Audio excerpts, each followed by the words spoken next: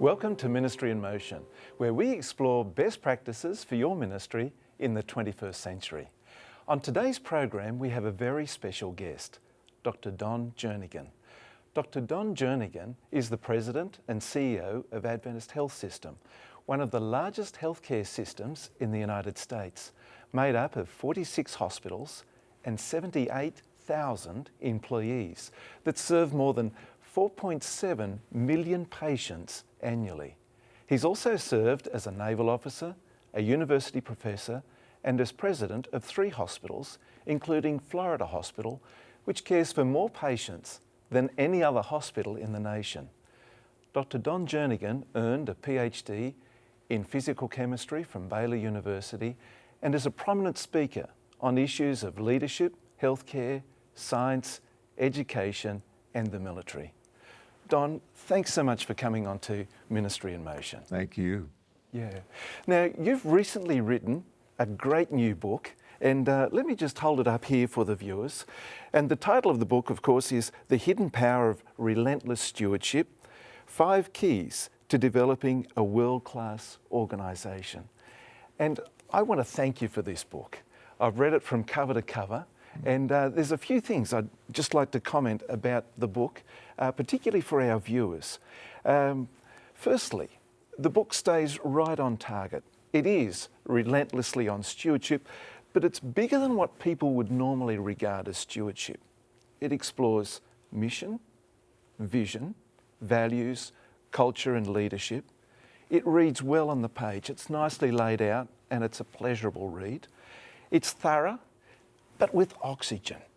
And it's well planned. It delivers an abundance of takeaway points and helpful methods. I found myself growing as I read it, and the book, for me, if I had my way, it would be required reading for all pastors and anyone who's interested in doing ministry in a local church. It has so much to offer. Another strength of the book is that while it does address tax-exempt organisations, it's readily adaptable to the church. And while I read the book, I found I was inspired. I wanted to do more with ministry. It was that kind of inspirational book. And may I also say for our viewers,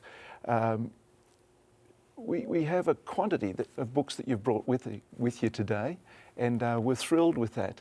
And our viewers, stay with us to the end of today's program, because you may be able to receive your very own complimentary copy of this book. It's an outstanding book, and you won't want to miss out. Let me come first of all to some questions for you, Don, that I'd like to ask you about the book. It's a comprehensive book. We can't cover everything in the book. Viewers will have to buy their own book to get through it. But I'd like to start with mission. Right at the very beginning of the book, you quote Bill George, an amazingly successful corporate leader, and on page 12, you quote the following: "The best kept secret in business is that mission-driven companies create far more shareholder value than do financially driven firms. It's only through a sense of purpose that companies can realise their potential." What would you say to a local church, particularly the leadership of a local church, about how to build a sense of purpose and mission in that church? Well, I believe that persons, human beings, are always in their heart ultimately motivated by purpose. And that is, I believe, critical to any group of people if you want to do something other than just the ordinary. You must capture their imagination and their desire to be a part of something which is much, much bigger than themselves. And I think that's critical in any kind of a human endeavor. Bigger themselves. Bigger than themselves. And focusing on purpose. Yeah. Now, talking about this, on page 19 of your book, I'd grab the copy that's there beside you. Sure. I'd love you to read just 2 brief paragraphs about a nurse that you call Renee. It's a wonderful story. Read it for us, please. A nurse I'll call Renee worked in the emergency room at one of our hospitals. One evening, a man with diseased feet came into the ER, clearly requiring urgent attention. Renee fetched a wash basin, had the man sit down in front of her, and washed and treated his ailing feet. After she finished drying them, she told the man he would need some follow-up care. "But I don't have the money to pay for it," he replied. What happened next supplied an amazing example of our mission in action. Renee stood up, retrieved her purse, grabbed some cash, and gave it to the man with no expectation of ever having it repaid. Talk about finding personal motivation in corporate mission. Well, it's a wonderful story. Yes. It has so many layers. There's many things that come to mind. That the Good Samaritan, Jesus washing the disciples' feet. Yes. What would you like that story to communicate to your readers? One of the things that we strive for constantly is to awaken among our staff the virtue of uncommon compassion. As a matter of fact, that's one of the things that we actually talk about with our employees, is that we want to offer uncommon compassion. We want them to experience something that they don't experience in the world around them. And that story to me illustrates uncommon compassion. This man's feet were dirty. He was probably homeless. Just the process of getting them clean, and they went from dirty, grody to just pure like a baby's feet clean. Yeah. And he was so proud of that. Yeah. You know, for me, it's unthinkable in terms of expectations. If I was going into an ER room with dirty feet, I wouldn't expect a nurse to do that. But No. that was just truly extraordinary. No. And that's what I call uncommon. Yeah. Uncommon compassion. Exactly. Now, on page 36, you write under the subheading of every decision is sacred. And this was, I thought, profound. You wrote, money is nothing more than a means of measuring how you use resources. And if anywhere in your organisation you are wasting money, you are committing a crime against your mission, especially if you consider your mission to be a sacred one. Now, presumably this speaks to a local church. How could a local church address this debilitating problem? Well, unfortunately, with almost any individual, when you mention money, the last thing they tend to think of is sacred. But money, the piece of paper, is simply a way that we exchange items of value, whether that's an hour of a person's time to do a piece of work or a supply or whatever it is. And if you have a mission that you regard as a sacred mission, then if you use that money or that medium of exchange to do something which does not bring value, then you're wasting something that can be used to fulfill your mission. And truly, those waste are a crime against the sacred mission. Exactly. Thanks so much, Don. I'd love to come back with you right after this break as we talk about vision. Stay with us. We'll be right back with more Ministry in Motion.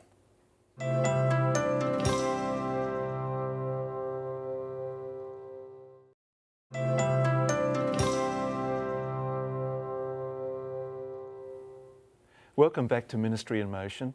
Our special guest today is Dr. Don Jernigan, and today we're addressing his wonderful new book, The Hidden Power of Relentless Stewardship.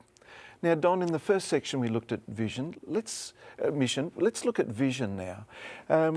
How would you define vision, and what's its significance, particularly in the local church? Sure.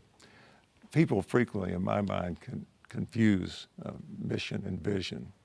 Mission is the statement of your purpose, the reason you exist. Vision is a statement that should provide excitement about a particular way that you can achieve your mission. Excitement. And if it doesn't produce that, then you're wasting your time. So let me give you an example of my own local church. We said, well, we're clear about our mission. Our mission, Jesus gave it himself, is to go and make disciples. And that's our mission. We didn't say we had any right to tinker with that. That's our reason for existence. But we went through a very professionally done visioning process.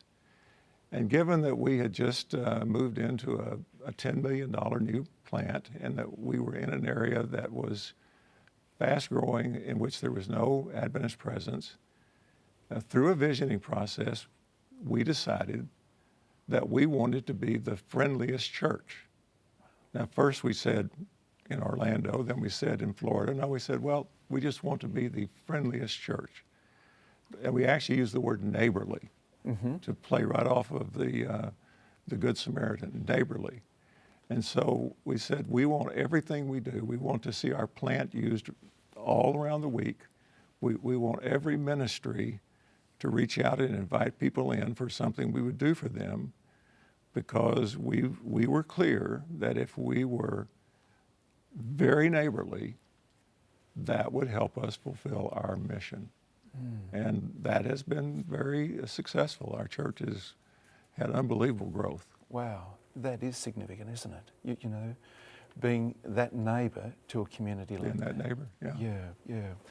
Now, on page 76, you make the point, vision has to change in order to address fluctuating external circumstances. And then on page 80, you stress the importance of context to vision. Could you unpack that a little for us? Sure. Well, and of course, the healthcare world that I live in, we're living in the midst of the most massive change in the delivery of healthcare in the last probably 75 or 80 years in terms of how it's financed and delivered. But I think in a church situation, the vision has to take account of your particular unique circumstances. I mentioned in the case of our church that we were in a very fast-growing area, new presence, major facility, and we were clear that the best way to reach and make disciples was through being the best neighbor we could possibly be. If there was a church that is in a very small town in a rural area with very little population growth, you would have to think, I think, very differently about how you're going to go about making disciples. And the thing that would fit our church, I would say, is not appropriate for another church. Yeah. Now, around those 80 pages there, there was something that, again, that struck me. You gave a very, I'd say, heavy-duty warning that disaster usually awaits a leader who stands back and allows his or her organisation to go wherever circumstances take it. How would you suggest that a pastor be proactive to avoid those circumstances of just being like a rudderless ship? Yes. Well, I think a pastor would have to take a very, very careful inventory of their circumstances. Okay. Is their church an older church? Is it a younger church? Is the community around it growing? Are you in a situation where, just given time and demographics, the church is going to tend to fade away unless you do something very different? And that might mean moving to a new and different location. Right. That's what I mean. If you just do nothing and just let things happen, you will get whatever future the world throws at you. Yeah. Rather than taking charge and saying, any reasonable person would say, this is where this is heading, and we better do something different, or else we will just suffer the consequences of the future. Yeah. And ultimately just be a victim. Just be a victim. Yes. Yeah. Now, in the book, you also place great emphasis on metrics. And I can understand the significance of that in healthcare and that type of thing. How important is metrics in a local church? And what kind of things would you be measuring? I believe metrics can be used in any circumstance. Now, I don't believe that you should worship metrics, but I think why in the world would you ever not want to gain the most knowledge you can about your situation? And I personally of the belief that if I was going to have one metric for the spiritual health of a church, it would be the giving. Okay. I mean, we talk about that kind of stewardship, and sometimes it has, a tough connotation. But I think if I was a pastor and I wanted to know what's the spiritual condition of my church, I would look at the level of generosity within the church. Yeah. I think that tells you a lot. And I think there's very good ways you can survey your membership to get at what they're thinking. All measurements don't have to be what I call hard measurements like giving, but you can survey, you can do all kinds of things. Yeah, yeah. Okay, so we've looked at mission, we've looked at vision. Right after the break, I'd like to come back and look at outstanding leadership with you. Stay with us. We'll be right back with more Ministry in Motion.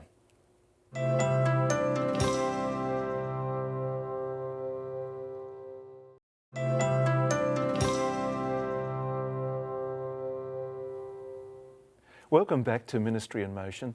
Today's topic is Relentless Stewardship, and our very special guest is Dr. Don Jernigan, and we're exploring his book, Relentless Stewardship. Now, Don, we've explored mission and vision. Let's look at leadership. And you've had a lot of experience, and you've seen a lot over your years.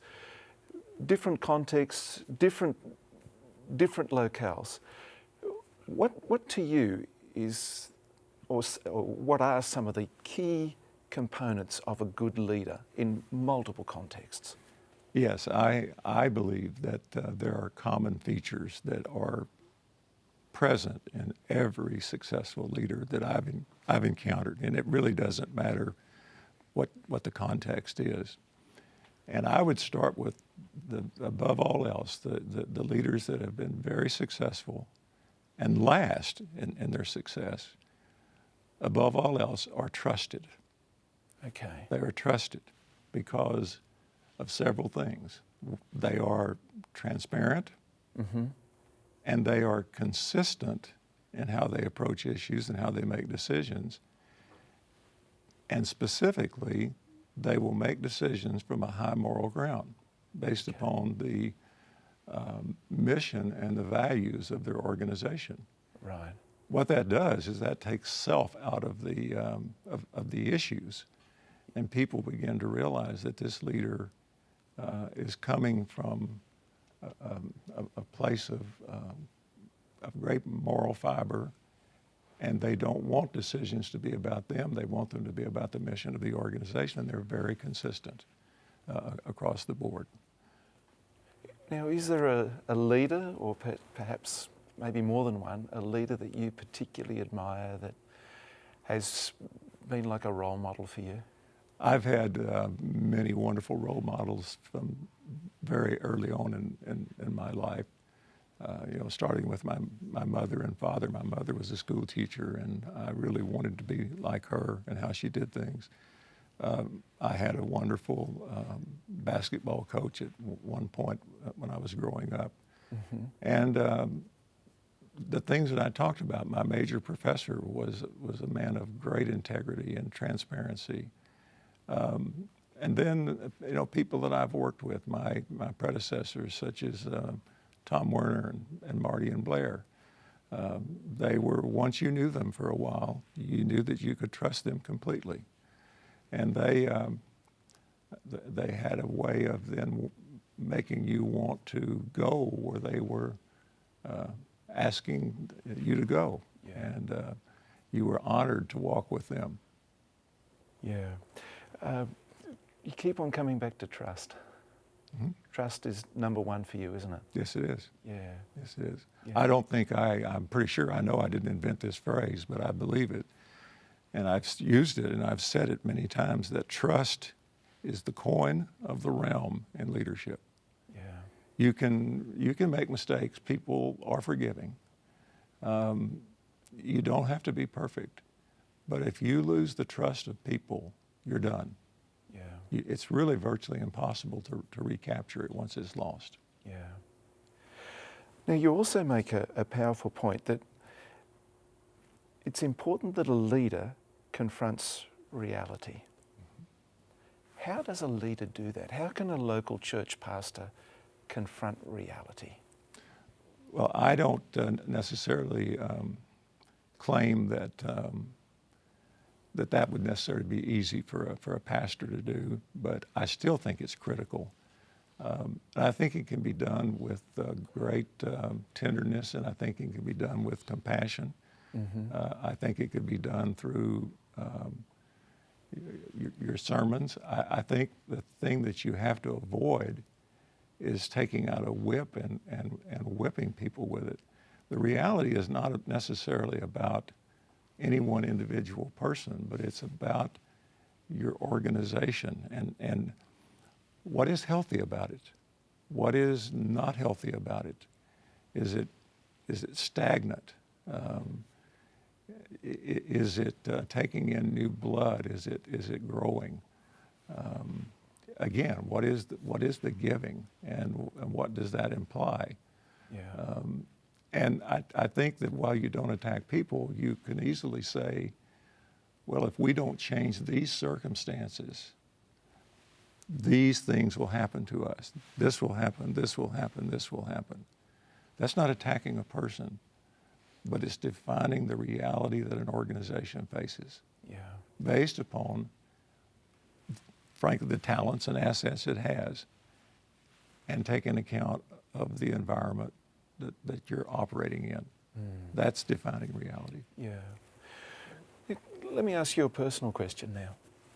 Why did you write the book?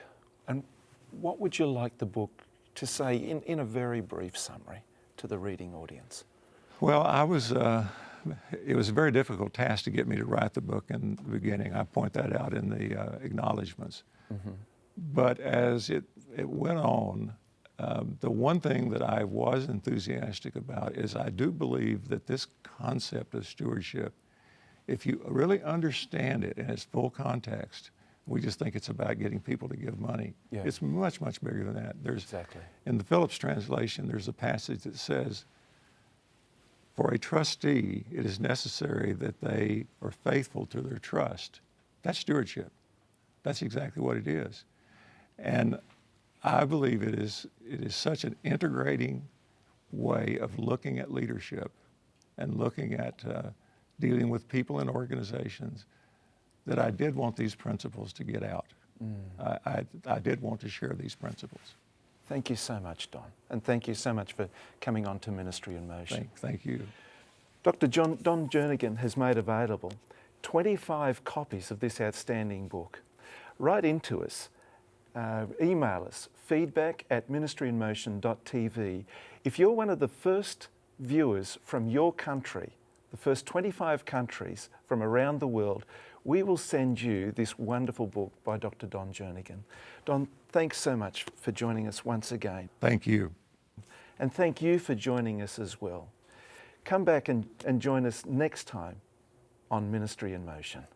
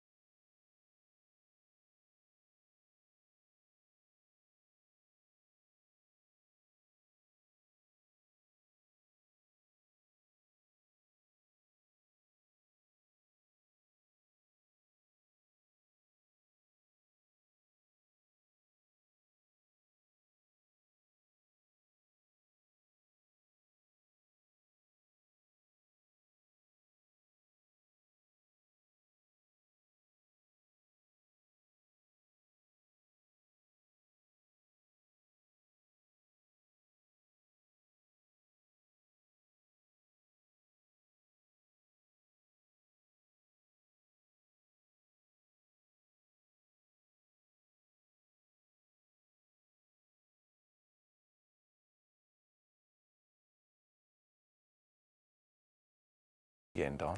Thank you. Okay.